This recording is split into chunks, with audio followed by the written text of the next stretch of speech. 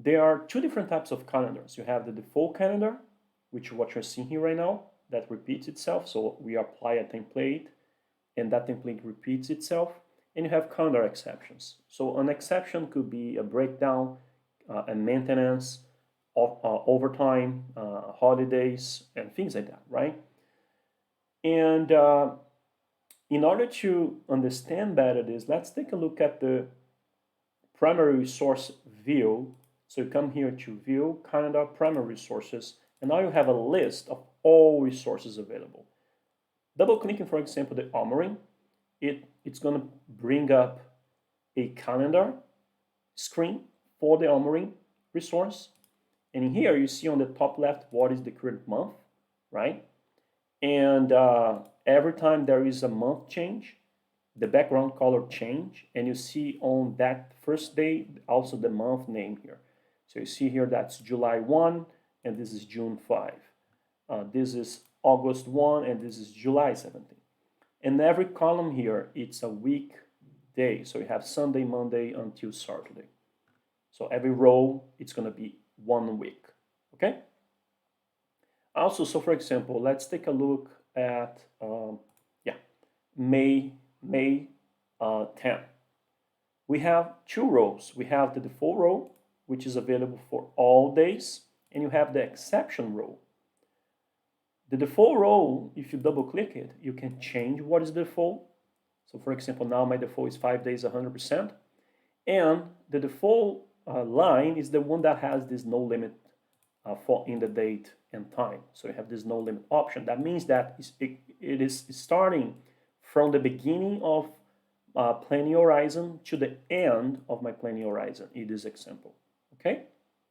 So of course you can, this is a template, so you can change the reference date, but if you select a calendar state, you're gonna see that you can change, override the efficiency and the cost factor. All right, and also you can apply changes to resources. So right now I'm applying only to armoring 1, but if you right click, you can check, uncheck, right? You can select all, or you can invert selection. So for example, those two are selected. If I invert, now only those two are not selected. Invert selection, yeah. Okay, but if you double click this section over here below, it's called the exception section.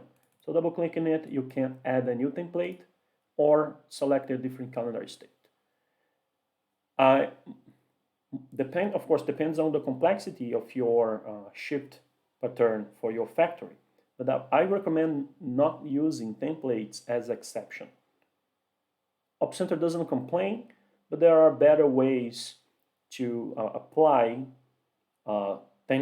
change templates. So let's say that you are working on 5 days 100% until let's say September 2022. And after September 2022, you want to change that to 5 days 80%. So you can do that in the default line. I'm going to show you how to do it.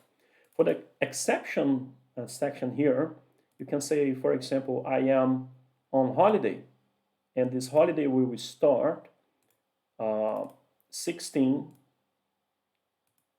of May, 7 a.m., and will end 17 of May, 7 a.m. Of course, it's a holiday, so you probably need to apply that to all resources.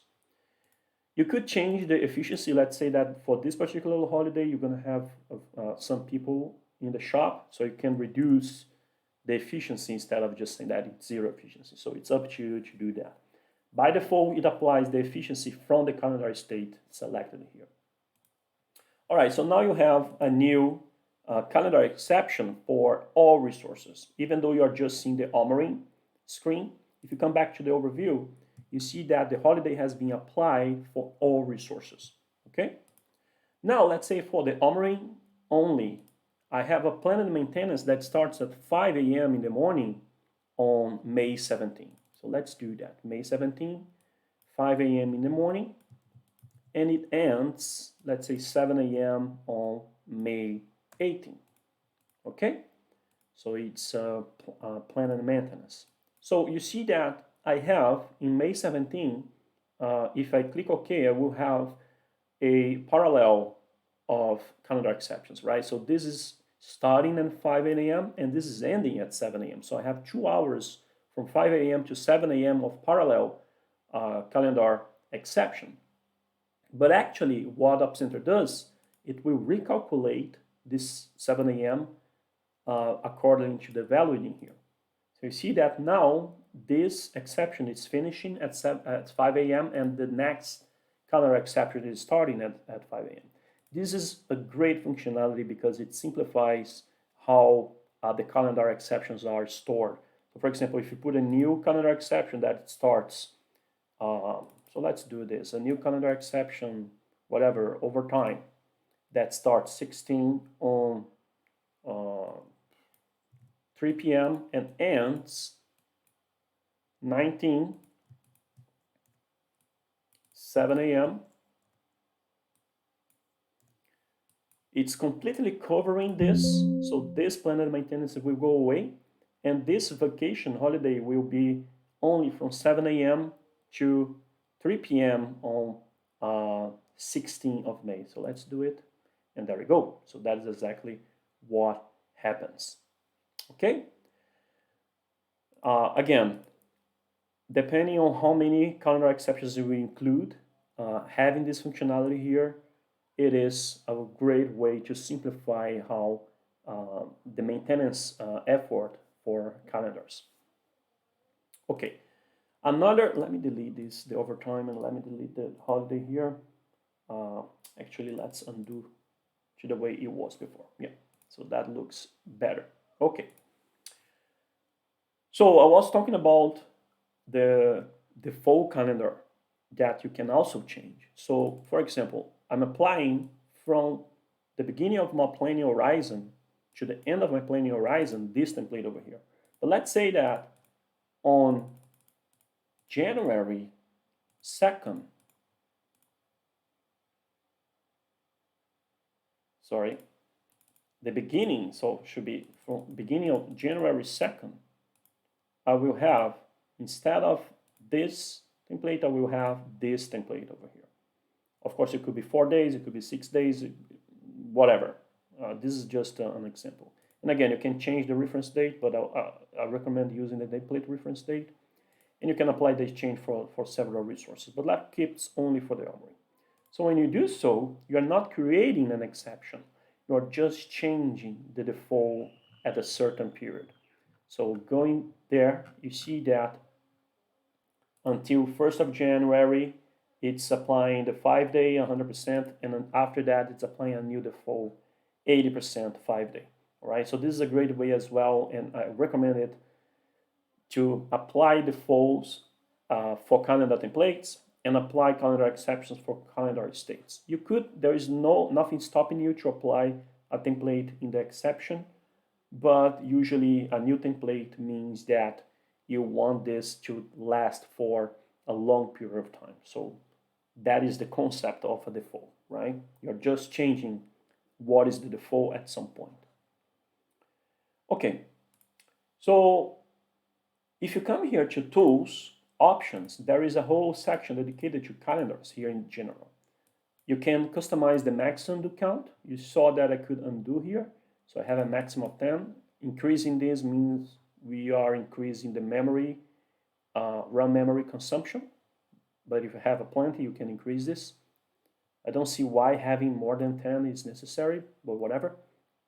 We have default templates. In this case, it's a state, but where when you create a new resource, that resource will get on shift as the calendar default. And for secondary constraint, when you create a new calendar, a new secondary constraint, the default calendar will be custom values. Okay, we're going to be talking about secondary calendars in a different video. Few gaps with off shift. So if you create a calendar template and that calendar template doesn't fulfill the whole length of that template, missing periods will be fulfilled with off shift. I'm going to demonstrate that. And this combined like periods is exactly what I demonstrated, that Opcenter recalculates previous calendar exceptions so you don't overlap calendar exceptions. So my recommendation, always leave this flagged. Save options here, it's going to be clear when I talk about data sets. but essentially you are including primary resource calendar and secondary resource calendar within the data set. So coming here, if I save a new data set, give it a name, test for example, in this test data set, all of those customizations that I have done for the calendars will be part of this data set as well. Okay? All right, so let's understand these field gaps with off shift. If you come here into view, into file, sorry, create a new calendar template, let's create a 1-day test calendar template. It's a 1 day, so let's say that for 8 hours, I'm gonna be on shift, right? And my reference date is a Monday, 8 a.m. So you see that I have not fulfilled the rest of my calendar template. But Opcenter allows you to work like this, and it will use this information in here to fulfill this, right? Right now it's gonna use off shift. So let's apply that, change this default to 1-day test. Let's do this. Coming back here, you see that now I have, let's start here, 8 a.m. in the morning on a Monday, you have 8 hours working, 16 hours of off shift that has been applied because of this off shift field gaps with here. And then it keeps doing like this, right? It's a single day. So for example, if you change it to be breakdown, now it's going to be breakdown instead of off shift. My recommendation, always fulfill it doesn't hurt, right? So just come here, put off shift and do this. It's a much cleaner way to maintain your calendar templates. Always fill the whole length of your calendar template. Okay? All right, so there is another functionality to edit. So let me undo everything. Okay. So coming here to the primary resources, the list, you can actually select multiple records. So for example, if I want to update all my assembly machines at the same time, my assembly resources at the same time, you can do this, right? Oh, sorry.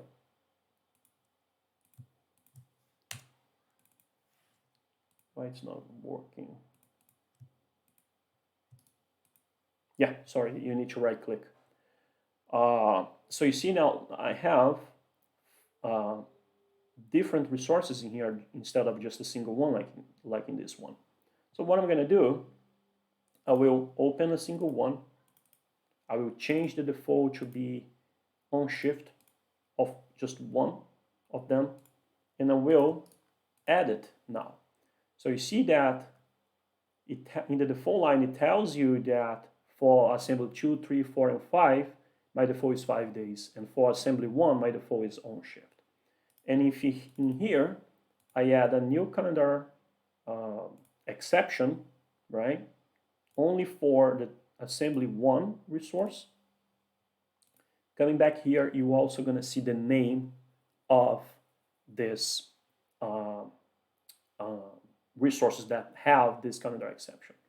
So this is a good way if you want to delete. So for example, let me add a vacation for all resources, right?